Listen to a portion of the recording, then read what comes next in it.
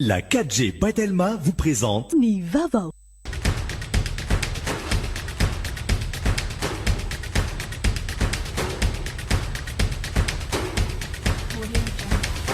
Noltranao ny fampalalam-baovao.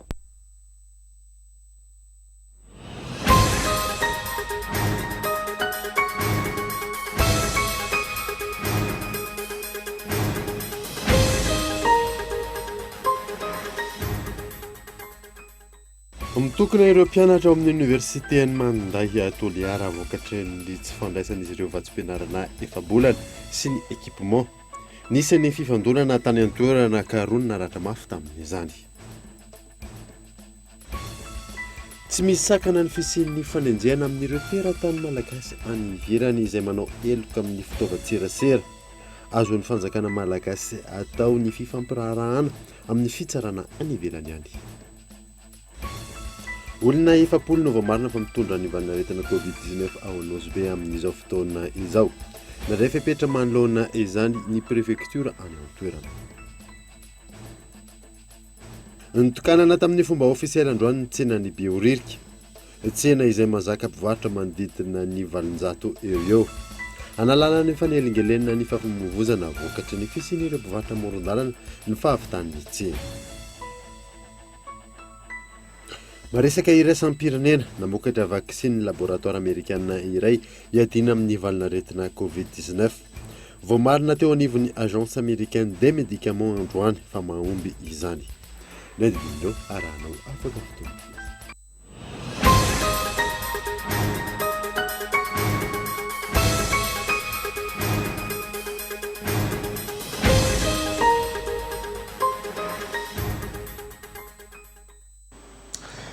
Finaritra toko lasy toko vavy fotoana vaovao eto amin'ny kultifika manasanoara anaraka izany hatramin'ny farany.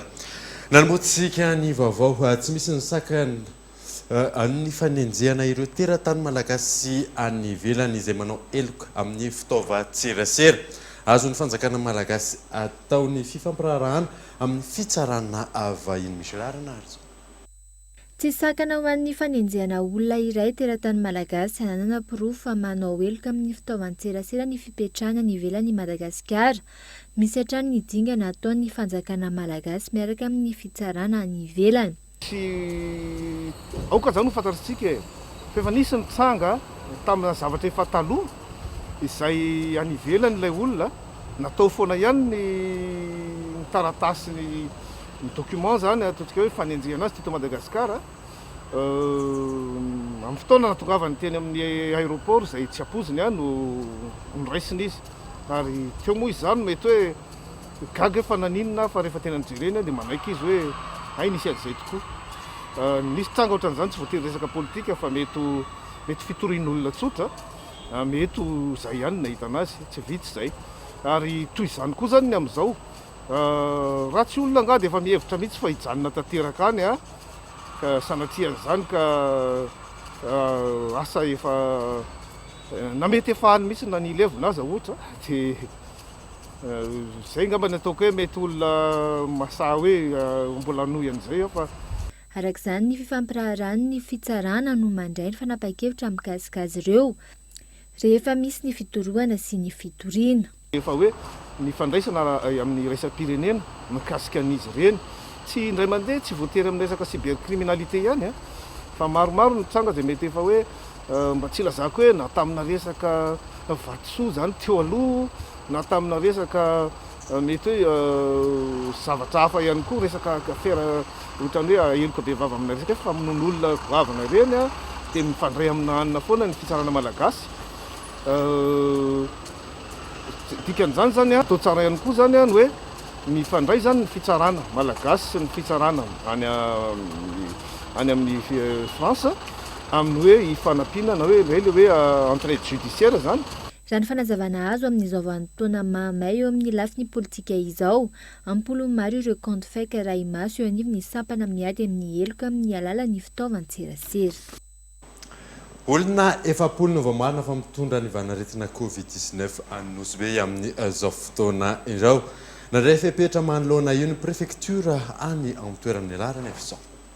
Manana fahefana feno amin'ny fandraisana fepetra manoloana ny mety fivoarana ny valanaretina Covid-19 any amin'ny faritra ny tompon'andraikitra any an-toerana. Raha ny toetra raha misy ao Nosy be, tsy katona amin'ny sehatra ny fizahantany ny any an-toerana hoy ny Prime Ministra androany. Ny tompon'andraikitra aty amin'ny faritra dia ambany fitarian'Andriamanitra gouvernement paritra dia mijery ny fitrangan'ny valanaretina Covid-19 aty amin'ny faritra. Zareo no mahita hoe togoragora loatra ny atsy na ny atsy fazadino efa lazaina ombianimbena zany fa mbola tsy vita ny ady ataontsika amin'ny coronavirus na dia efa voafetsika ny firongatra ny coronavirus fa tsika azadino fa hitra anatin'ny fotoanany ririnina atsika after fotoana fohy ka rarinderariny atsika tsy maintsy mananjalanja ilaina ny fampandehanantsika ny seha-piarina ohatra ny fizahantany ilaintsika mba azahoany nosy be manokana dia misetra manokana ao amin'izany seha-piarina fizahantany zany menosy. Araka izany noferan'ny prefektora 420 ora ny fiandrasapaty, tsy misy kosa ny fiandrasapaty ho an'ireo olona izay lavo ny valanaretina coronavirus. Ankoatra izany, amafisina avokoa ny fanajana ny fepetra rehetra toy ny fanajana ny elanelana ray metatra, ny fanaovana ny aro vava-orona ary ny fanasana tanana matetika amin'ny savony. Mitokana ireo mpianatra amin'ny Université any Manday Toliara vokatry ny tsy fandraisan'izy ireo vatsim-pianarana efa-bolana sy ny équipement nisy ny fifandonana tany an-toerana ka roa no naratra mafy tamin'ny Ezaniona Saina. Miditra amin'ny fitokonana ireo mpianatra amin'ny Université any Manday Toliara vokatry ny tsy nandraisan'izy ireo ny vatsim-pianarana efa-bolana ny ampiny équipement. Ankoatra izay, eo ihany koa ny aratsy ny fodrafitrasa ipetrana sy ireo trano fitiovana tsy mendrika ny maha université raha ny fanazavana. Fa raha mahita moa zao io manahaka ny WC io tsy atory fahita io natorina alainao sary dia hita hoe io aby mararina anay zay mba mananjo zany hoe mba mpianatsy ao mpianatsy université nefa io raha mba iainanay na fahasalamanay manao akory amin'ny raha manao an'ity io ro angerenay ity dia manahiranay ao zany dia raha blisin'izay mboko tragnonay mite nanjao fahavaratsy dia izany tena mararinay fa maromaro tao azo zay eo amin'ny 2 ans na 3 ans za nanao fitake WC nefa mbo tsisy valiny. Agnatin'izay zany resaka fily satria filinay ity farady dia tabatabaka matetika dia ao anatiny ihany koa resaka ino ty resaka tafitrano tena mite io tafitranonay io zao tena kotsa mihitsy ary rano avy amin'ny tena militsy makaty mihitsy dia tena zay fizahina ty tena mijaly zay makasiky équipement plus bourse akatomà dia magnarakarakin'izay eo any koa ny fangatahana makasika WC satria WC nay zao fa manara-pofo ary tena tsy mendrika ny étudiant Manday zany. Ankoatra izay, isan'ny olana sedraina ihany koa na tonga ny fitokonana raha ny fanazavana ny tsy fivoahan'ny diploman'ireo mpianatra na vita ny taona fahadimy. Tara aity grevy aity zany veloha zahay amin'ny famoahana diplôma master 2 zany tsy miboaka le diplôma zany hoe zany certificat avao zany taboaka ero boka andro zay ao tena tsy mazava anova agrevy hinany ko no tsy fahazohana te ino marina ny tiato hoe tsapibohana ty raha tia hoy matoany tsy vaovao problème zao mety hoe raiky va tsy mitsidary anay mety zay ty fahazahoa koa zay angamba fampianara ety zany zay ety zany problème voaloha miresaky master 2 tsy tokony validé zany le diplôma zany hoe master 2 zany dia zay naovana grevy mpianatsy resaky olana zany fa faela moa raha taraigny ay fa miteny zareo hoe andraso aloha fa jerematika le solution zany zay ny tenenareo fa hatram'izao mbo tsisy voavaha zany le olana zay. Tsy janona ny fitokonan'ireo mpianatra ao amin'ny Université any Manday ary amafy ny hetsika raha tsy misy ny valiteny mahafa-po avy amin'ny tompon'andraikitra isan'ny tokony hoatrany ireo mpianatra. Raha ny antotany Savonjy Maika nandritry ny hetsika ny totosain'izy ireo androany, roa no naratra mafy vokatry ny fivandonana. Lafim-baovao hafa kosa indray dia ho asiana fanatsarana ny famatsiana rano ao amin'ireo toerana famokarana ao amin'le maki mahavavy ao Ambilobe ankehitriny raha nambaran'ny Prime Ministre lehiben'ny gouvernement tamin'ity androany ity tanjona amin'ny zany ny fanamboarana tohadrano amin'ny amtoerana Abraham Randriamanana. Olana amin'ny fanondrana ireo fambolena ao amin'ny lemaka mahavavy any amin'ny tanànan'Ambilobe ankehitriny ny fahaterany tohadrano mamatsy ireo toerana fampikarana izany nambarany tompona andraikitra any an-toerana. Malohany fepetrany raisy ny fitondram-panjakana iarahana amin'ny vondrona européenne amin'ny alalan'ny tetika sahafa Finor na ny appui au financement de l'agriculture et aux filières inclusives. Ny fanatanterahana ny asa fanatsarana ny tohadrano manondraka ny bazy mahavavy. Tanjona amin'izany ny fanamboarana sy ny fanitarana ny famatsin-drano amin'ny velaran-tany 707 hektara fampiroboroboana ny sehatry ny fambolena. Hitantsika fa tagnatin'ny taogno maro be tsy nisy fikojakojagna ity fotodrafitrasa ity kanefa mahatratra any amin'ny 20,000 hektara any ny lemaka izay ambolena pary, ambolena vary, ambolena coton, ambolena raha maro amin'ny lemaka mahavavy. Fotodrafitrasa izay fototra zo satria io ny angany tegna ny veon-tegna n'olo jiaby aty amin'ny tombotsoantsika ny sitraka fotodrafitrasa zao. Midika zay fa mila fikojakojagna io. Tokony hitsangana atsika ana fanapotena ny sio ambony, fanapotena ny fotodrafitrasa ambony atsika. Ankoatra izay, nanamafy ny solotena ny vondrona européenne ny amin'ny firosoany dingana amin'ny ahafahana manatanteraka ny asa fanamorana lalana mampitoy ny tanàna Nambanja sy Antsiranana. Très content d'être ici dans cette belle région de Diana pour lancer ce programme de réhabilitation du bassin hydro-agricole. Faly ny tenako tonga aty amin'ny faritry Diana amin'izao fanomboana ny asa fanarenana izao. Minao fa hanamarika ny fampivoarana ny sehatry ny fambolena manerana ny nosy izao. Tsara ny fiarah-miasa eo aminay sy ny fitondram-panjakana malagasy ary hotohizanay hatrany izany. Irarinay ny fahafenoan'ny dingana amin'ny appel d'offre ahafahana manao ny asa fanatsarana ny lalam-pirenena fahaenina. Et ça sera certainement un important élément de développement pour cette belle région du pays. Tsy ivona tratra fito volana ny asa fanatsarana ny famatsin-drano ho an'ny lemaky mahavavy. Tokony ho tapitra ny volana martsa izao ny fotoam-piasan'ny HCC araka ny lalàna avelona. Tokony efa andinika ny fanolorana mpikambana andrafitra izany indray avokoa ny androm-panjakana na ny rafitra voakasika izany. Ivo Richard. Ny taona 2024 no nandray ny andraiky ny teo anivon'ny fitsarana avo momba ny lalam-panorenana ny ampahany voalohany tamin'ireo mpikambana mandrafitra ny androm-panjakana. Raha kazina avy amin'izay, tapitra ny volana martsa ho avy izao ny fitotaona iandraiketan'ny mpikambana mandrafitra ny HCC ny asany. Efa tokony hiomana amin'izay ny rafitra sy androm-panjakana voakasika, hoy ny mpahay lalàna nanaovana ny fanadihadiana. Araky ny voalazana lalam-panorenana dia fitotaona tsy azo avoazina ny fotoam-piasan'ny mpikambana fitsarana vomola lalam-panorenana. Izany hoe ireo mpikambana rehetra amin'izao fotoana izao zany dia tsy maintsy soloina avokoa fa tsy misy afaka miverina intsony na dia iray aza. Noho izany rehefa tapitra izay fitotaona izay ireo tompona andraikitra mpanendry sy mpifidy rehetra zany ary rehefa avy eo misy ny didim-panjakana izay raisin'ny filoham-pirenena mankatoa an'izay fifidianana sy fanendrena rehetra izay dia feno ny fepetra hidiran'ny mpikambana vaovao fitsarana avo momba lalam-panorenana. Ny zara roa mazava ny nanendrenan'ny mpikambana mandrafitra ny fitsarana avo momba ny lalam-panorenana. Raha ny taona 2024 ny ampahany voalohany, ny taona 2024 ny tapany faharoa. Izay no mitarika hevitra mahakasika ny fomba fikajiana ny fitotoana tokony hafaran'ny fepetom-piasan'ny mpikambana eo anivon'ity androm-panjakana ity ka tokony ho jerena manokana manomboka izao. Ny zava-misy amin'izao fotoana izao feno tanteraka ny fepetra ahafahana manao izay hoe anomboan'ny fepetom-piasana vaovao ny mpikambana fitsarana momba lalam-panorenana amin'ny daty anankiray.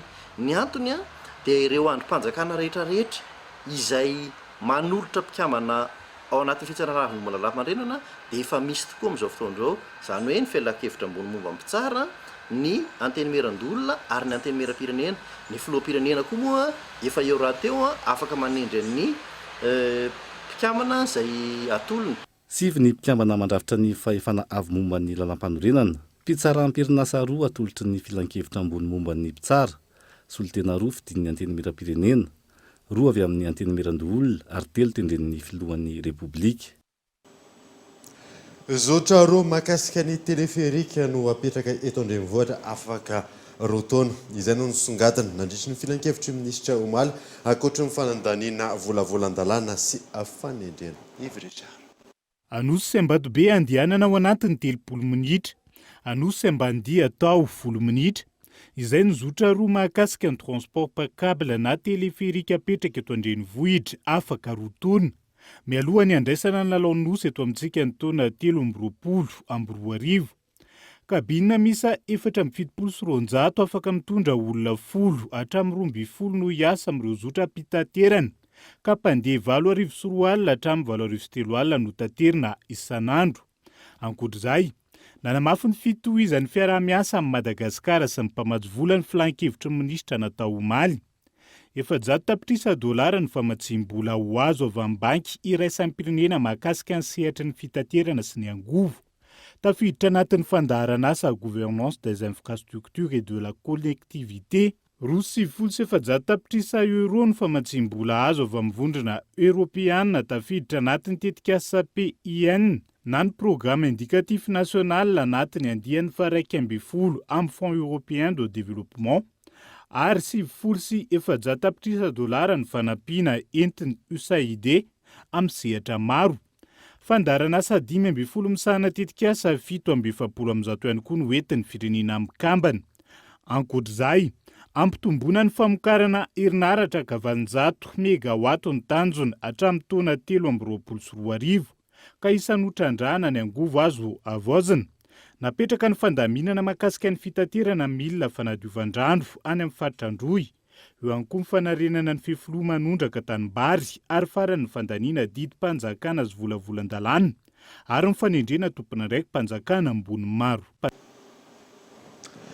Latsaky ny 12 taona ny efatra faingo 7 isanjaton'ny ireo vao marina fatratra ny valinaretina Covid-19 eto Madagasikara raha nitatitra atreto na ambany aza io ta io manapirofo izany fa mety tratra ny valinaretina avokoa ny rehetra miantarandriana io. Miisa 500 ny zaza sy ankizy tratry ny Covid-19 ka niditra hôpitaly tamin'ny faritra maro teto Madagasikara araka ny antotanisa hatramin'ny siny Covid-19 teto amintsika. Tamin'ny hôpitaly miisa 5 tato amin'ny faritra Nalamanga, 70 ny zaza sy ankizy tratry ny Covid-19 no raisina Antanana teny, CHU Tomasina 70, CHRR Moramanga 12, CHU Tambobe faritra Automatsiatra miisa 9, CHU Toliara miisa 10, ary tsy nahitana tranga izay nahazo ny ankizy ny tao amin'ny CHU Mahajanga sy CHRR Tsirabe. Raha ny tatra eto Madagasikara, 7,7 isanjaton'ny ireo tratry ny valanaretina no latsaky ny 12 taona. Les enfants, d'après ce que nous avons constaté, sont effectivement faiblement atteints. Araka ny hitantsika dia vitsy ny ankizy tratry ny Covid-19 fantatra fa zaza mena vava ny 90 tamin'ireo 500 ireo ny akamaroan'izy ireo dia tsy ahitana soritra aretina ary maro amin'izy ireo no sitrana kanefa tsy nanao fitsaboana. N'ont reçu aucun traitement symptomatique. Aina itomby io taio amin'ny vanim-potoana andririnina, ilaina araka ny fanazavana ny fanamafisana ny fepetra fiatrehana ny Covid-19. La Covid-19 chez l'enfant se voit à tout âge. Elle est peu symptomatique. Hita araka izany fa miatraika amin'ny taona rehetra ny Covid-19 na dia mety tsy soritra aretina aza izany ho an'ny ankizy. Na dia tsy dia tena hoe mety hamono ny ankizy ihany koa aza izany amin'ny ankapobeny dia tsara tsindriana dia na 4 taona na 4 taona dia mety mifindra foana ny Covid-19 tsy katra ihany koa fa saika mitovy avokoa ny fisehon'ny tranga izany hoe manano sarotra ny fisefona ary avy eo mety voakasika ny taova maro efa misy ny fandiniana sy fanadiadiana lala toto-saina ankehitriny marina izany aza ny fanontaniana amin'ny lavaliny sy tokony hanaovana fikarohana lalina isan'izany mikasika ny fifindrany ny fitsaboana ny fisorohana sy ny maro hafa. La prévention sera pour faire l'objet de discussion. Raha ny fanadihadiana atrandy, ny volana Jona 2024 no ambony indrindra ny tany ankizy tratry ny Covid-19. 7,12 isanjato ny tratry ny valanaretina ankilany no ankizy lahy, 7,5 isanjato no ankizy vavy. Zaza mena vava 12 andro ny zandriny indrindra tamin'izany. lafo mavao hafa kosa indray dia nitokanana tamin'ny fomba ofisialy androany ny tsenany beoririka tsena izay mazaka mpivarotra manodidina ny valonjato eo analala ny fanelingelelina fifamoivozana vokatra fisiany ireo mpivarotra amoron-dalana ny fahavitan'ny tsena Sabrina Raharso. Mpivarotra manodidina ny valonjato eo no azo tombotsoa amin'ny fahavitan'ny tsena amin'ny beoririka izay notokanina tamin'ny fomba ofisialy androany. Ity tsena vaovao ity izay ahitana rihana 4 ary manaraka ny fenitra. Natao hamerenana ny asan'ny tanàn'Antananarivo renivohitra sy ho fitonjovana ireo mpivarotra tsy manatoeram-pivarotana toy ny mpivarotra eny amoron-dalana ny fananganana ity foto-drafitr'asa ity. Ireo mpivarotra amoron-dalana eo amin'ny tsenan'ny Soarano, Beoririka ary Andravoangy no hisitraka izany. Misy ny fepetra takiana amin'ny fisitrahana ny tsena. Efa voaisa daholo ny mpivarotra miala eto amin'ny pont eto ka hatrany amin'ny building mason efa vita recensement izy zao efa tadiditra anaty base de données en commune dia efa tokana moa zao ny foto-drafitr'asa mety amin'ny herinandro ambony no vidiny no valonjato eo. Ahafahana manome anazy ny karatra mahazatra beoririka anazy. Efa vitsy zay dia miara-miditra eto izay rehetra. Anio dimanjato ariary isan'andro ka tsy ampitongony izy io be ny feo efa nandeha hoe ho lafo be ny fidirana ato tsy marina zany. Mitovy amin'izay ny alohany teo amoron-dalana dimanjato ariary no alohany eto. Fa eto izy misy tafo, misy rivotra, misy fanadiovana, ny bloc sanitaire eto dia aloha izy tambatra mba ahafahana ny mpanjifa mandeha amin'ny toerana iray rehefa mitady entana fa tsy mandeha an-dalana. Famirosy ihany koa ny fanarenana ny fitantanana ny samva izay lasa SMR raha ny fanazavana hatrany. Fandaminana ny ampotaparatasy rehetra mbola an-dalana ary ny fanarenana ny fitantanana ny samva efa nanomboka izay miaraka tamin'ny ministera, miaraka amin'ny fanapalakana, miaraka amin'ny gouverneur tamin'ny farany taona teo fa hotohizana izay fiaraha-miasa tsy vitan'ny commune rery ny fitantanana ny tanàna fa fiaraha-miasa ny fiaraha-mientana foana fa ny commune no tompony ny orinasa zato isan-jato izay fandresahana tamin'ny mpanatsaina ny tanàna. Ny hoavy manko ny mbola mila fandaminana mety miantso mpamatsy volontsika, mety miantso mpandrara avy tsika hanampy atsika amin'ny fitantanana ny fandrokana ny fako eto Antananarivo ka noho izany efa vonona ny commune miaraka amin'ny Irisona ihany koa ny fananganana ny tsena vaovao etsy Anosy 67 hectares com ao aorian'ny fahavitana izao tsena ny Beoririka izao. Tonga eto amin'ny fotoana ny dokavarotra isika aorianan'izay ataontsika mahakasika ny olana ara-tany any Tomasina any eo ihany koa ny ale de Vaovao rehefa avy eo ary.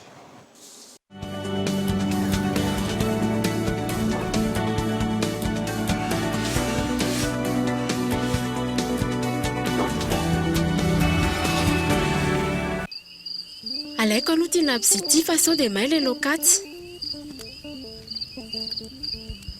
Neny eo, poritra be ah. Ndao ary e.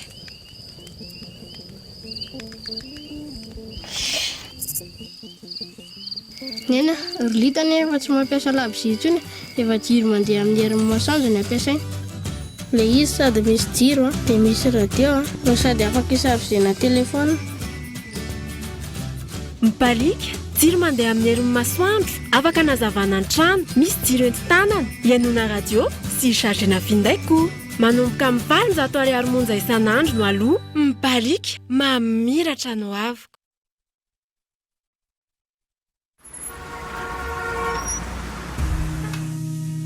Ho an'ireo rehetra voakasika ny tetikasa rocade nord-est sieste manana fanontaniana ayay mahakasika ny tetikasa ve ianao na koa mila torolalana amin'ny fikarakarana anatonta taratasy fantary fa misokatra ny guichet unique eny anivon'ny sampandra-rano fananantany eny avaratrano alasora izay natokana andraisana sy anampin'ireo tompotany rehetra amin'ny fikarakarana sy fanomanan'ireo atonta taratasy ilaina ho fanatotsana aingana ny dingana mahakasika ny fanonerana ny ministera ny fanajariana ny tany sy ny asa vaventy dia manasa ireo tompotany miisa 570 izay mbola tsy nisitraka izany mba hanatona ny guichet unique ampahafantarana bebe kokoa ny mahakasika andingana tokony arahina sy ireo atota taratasy ilaina amin'ny fisitrana ny fanonerana. 2 miliara ariary ny vola natokany fanjakana malagasy ho fanonerana.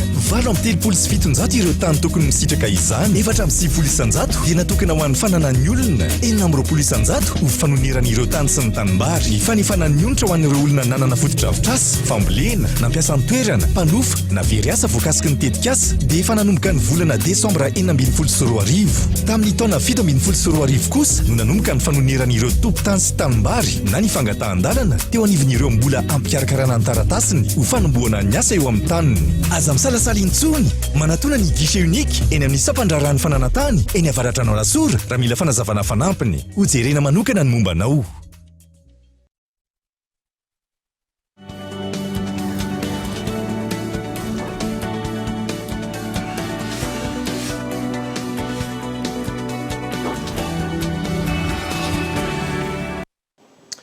Miditra ny tapany faharoany vaovao isika. Manomboka miseho indray ny olana aratany ao Tomasinao rehefa naginina tatoato ao amin'ny fokotany Morarano no natongavany avatany Vaomaraina niaraka tamin'ny mpitandro ny filaminana anatanteraka didy fandravana trano. Raikitra ny fifamalena teo amin'ireo vatany sy ireo mponina any an-toerana miantarandriana eo.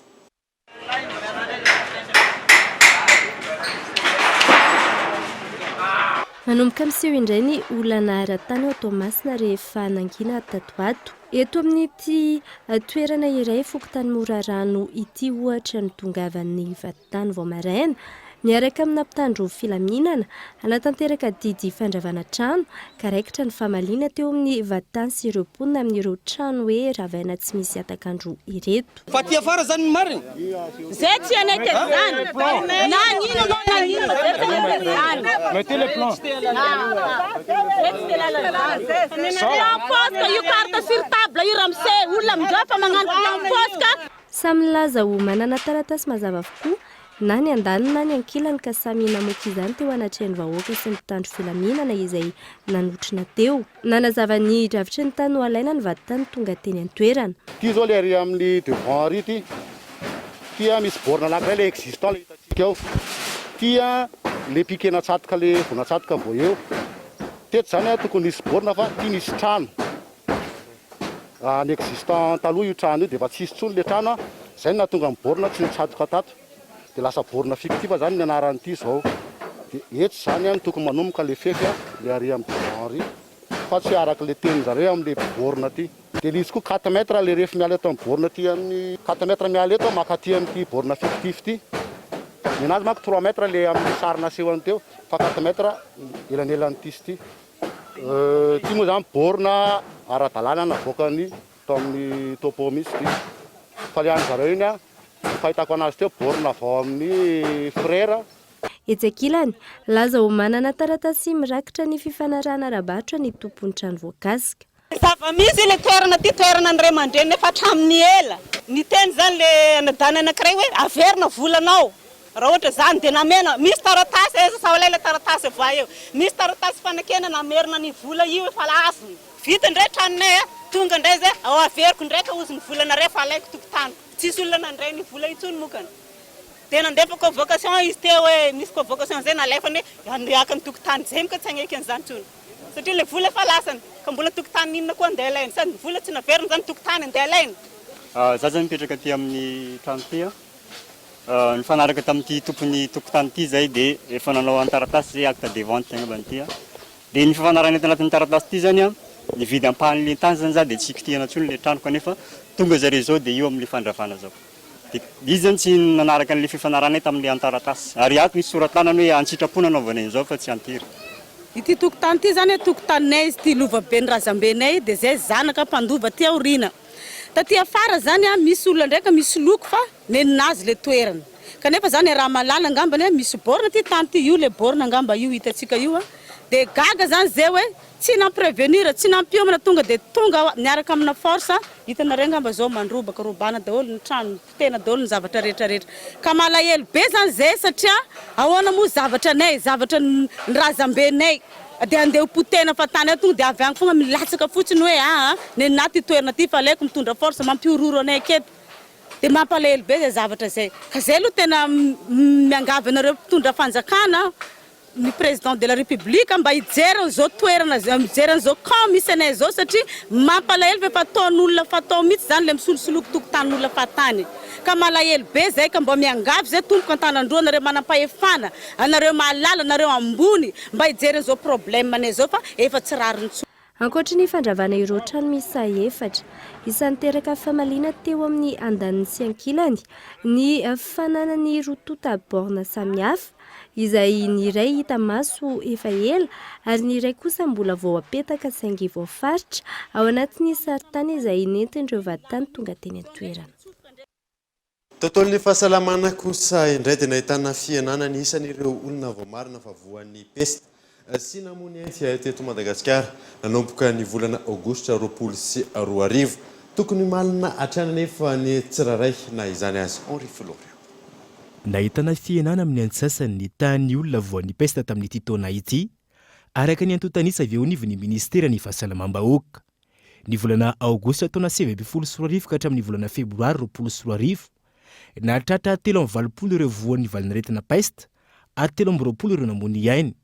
Raha toka ny volana aogositra 2024 ka hatramin'ny volana febroary 2024 ity misa 70 ireo voan'ny peste ary 710 ireo namony ainy.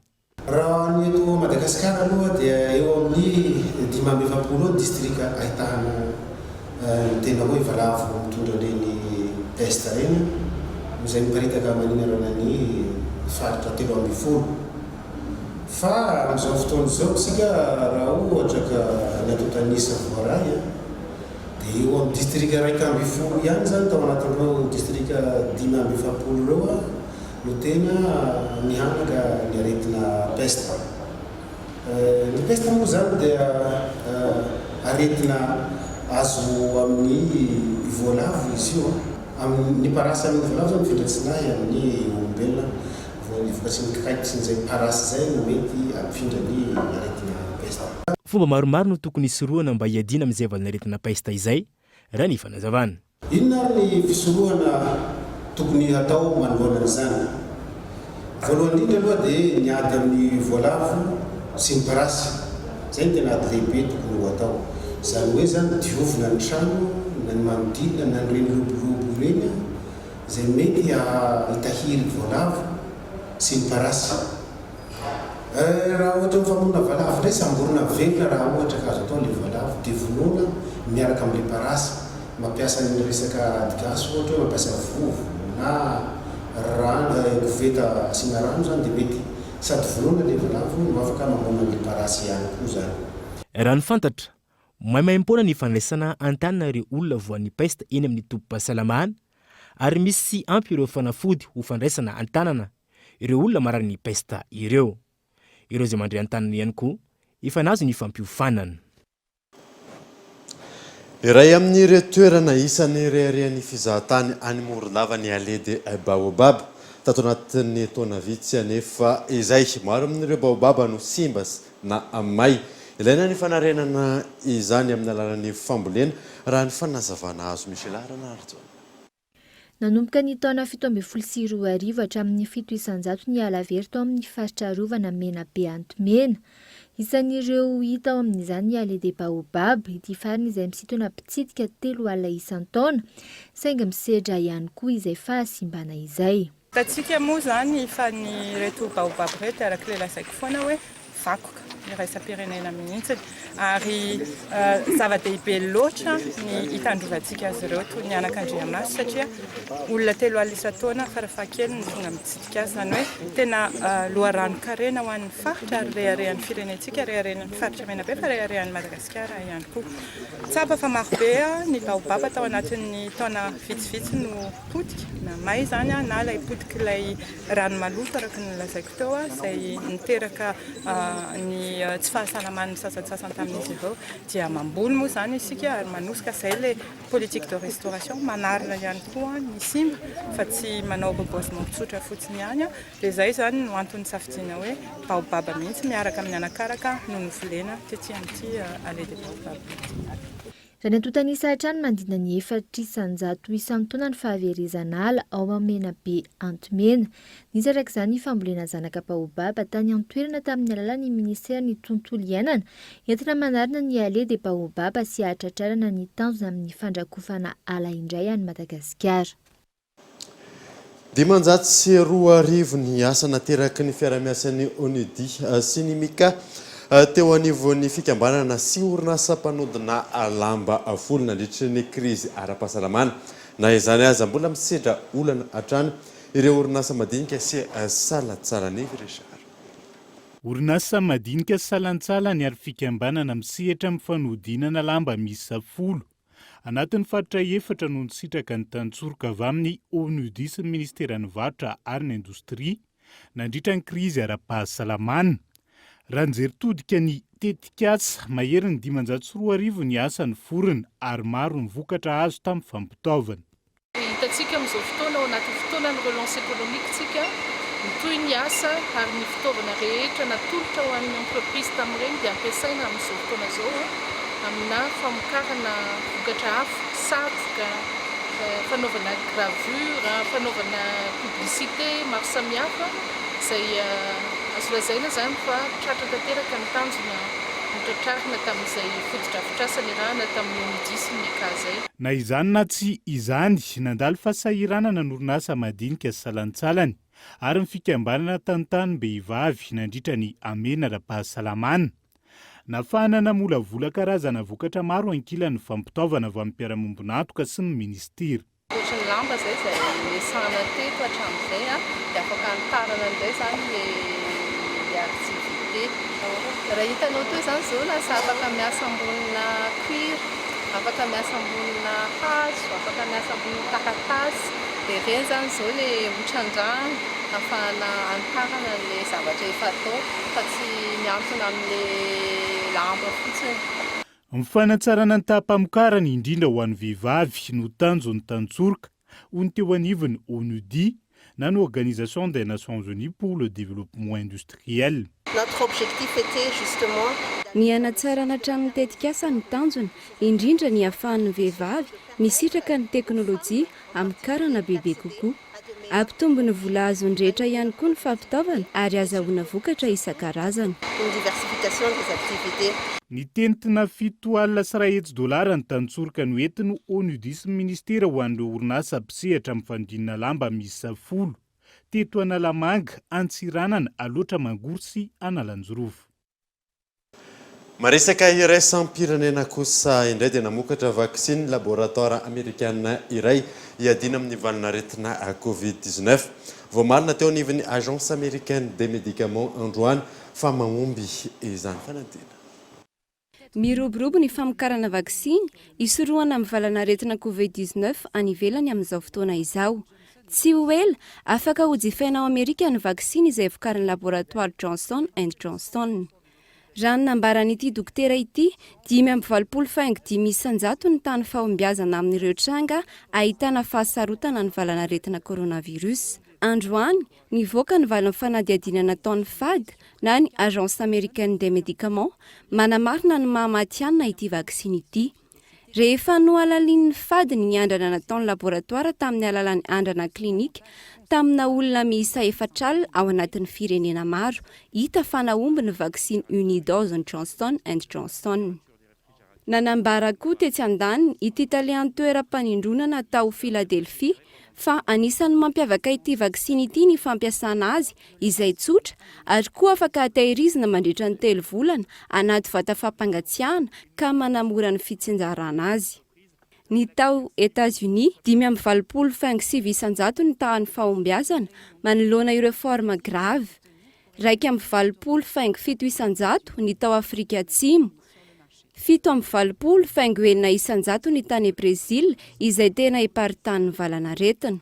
Raha nambarany teo anivon'ny Maison Blanche, hita fa mahomby ary azo tsapahitanana ny vokatra azo. Amin'izy mahoavy izao no azo ny fahazahon-dalana mivarotra sy mampiasa ity vaksiny ity ao États-Unis. Maresaka iraisam-pirenena manakatona vaovao tamin'ity androany ty ankasana nanaraka izany soafa tsara tokoa.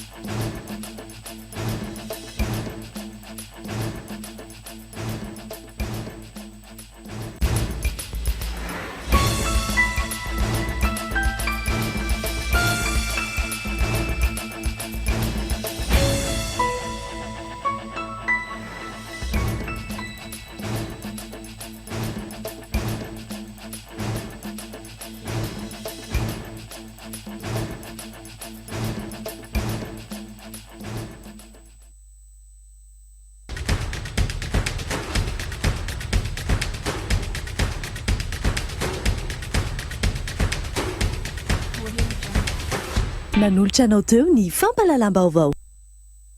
La 4G by Telma vous a présenté ny Vaovao.